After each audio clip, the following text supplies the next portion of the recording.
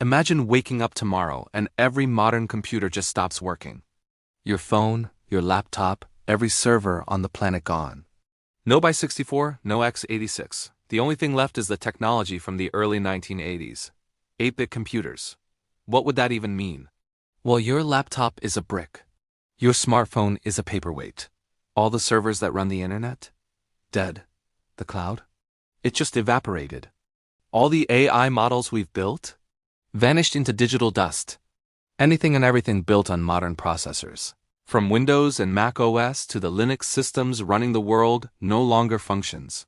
So what are we left with? 8-bit systems. Think of a Nintendo Entertainment System or a Commodore 64. An 8-bit system can only process 256 different values at once. To put that into perspective, modern 64-bit CPUs can handle numbers in the quintillions. Your smartphone, the one you're probably watching this on, is literally millions of times more powerful than the best 8-bit machine ever built. We're talking about a colossal, almost unimaginable step backward. So why can't we just downgrade our software? It's not that simple. You can't just convert a modern program to run on an old machine. Most apps today need gigabytes of memory just to start up. An 8-bit computer's memory is measured in kilobytes. We're talking about 1,000 times less space. Your favorite game? Forget it. Your video editor? Impossible. Even a simple calculator app on your phone is likely too complex and bloated to fit onto an 8-bit system. With the hardware gone, the internet as we know it completely ceases to exist. The backbone of the modern web relies on high-speed data processing. Without it, there's no streaming, no social media, and no cloud storage. Websites, if they could even exist, would be stripped down to pure text, reminiscent of the earliest days of the internet.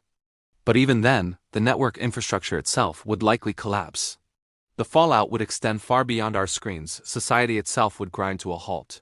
Power grids, managed by complex computer systems, would fail. Hospitals, which rely on digital records and diagnostic machines, would revert to paper and manual methods. Traffic lights would go dark, causing chaos in the streets.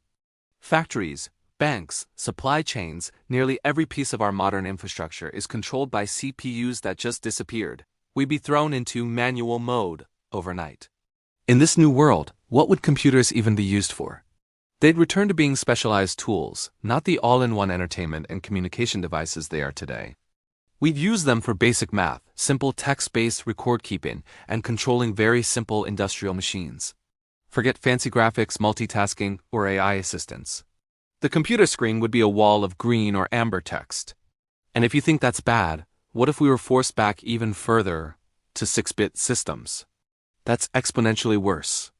A 6-bit system can only handle 64 unique values. That's not even enough to represent all the uppercase letters, lowercase letters, and numbers at the same time. You literally couldn't type a full sentence properly. Programming would become an act of pure, agonizing patience. But humans are resilient. We would adapt. A new generation of engineers and programmers would emerge, forced to master the lost art of extreme optimization. They'd write code directly in assembly language, measuring every single byte. New programs would be built from the ground up, bit by bit. It would be an incredible intellectual challenge, but it would take decades, maybe even a century, to rebuild even a fraction of what we lost. Ultimately, this thought experiment shows just how deeply intertwined our world is with modern computing. Without it, we wouldn't be sent back to the Stone Age, but we would instantly lose 50 years of progress. Our digital world is powerful, but it's also incredibly fragile. Thanks for watching.